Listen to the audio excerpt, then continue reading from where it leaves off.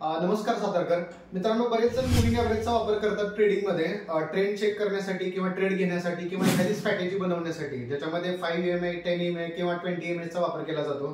पण याच्यासाठी तुम्हाला सेपरेटली जाऊन मुव्हिंग ॲव्हरेज प्लॉट करावा लागतो. तर आज आपण एक असा इंडिकेटर बघणार आहोत ज्याच्यामध्ये 4 इंडिकेटर एकाच इंडिकेटरमध्ये प्लॉट करता येतील आणि आपल्याला अकॉर्डिंगली ट्रेड प्लॅन करता येईल. तर या बघूया.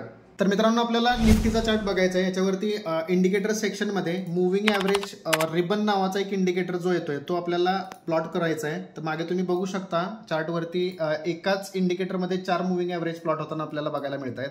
तर सेटिंग्समध्ये जाऊन तुम्ही याच्या व्हॅल्यूज वगैरे पण चेंज करू शकता. सोबतच तुम्ही सिंपल मुव्हिंग ॲव्हरेजच्या ऐवजी एक्सपोनेन्शियल मुव्हिंग ॲव्हरेज पण करू शकता आणि अकॉर्डिंगली त्याचे कलर कोडिंग पण चेंज करू शकता.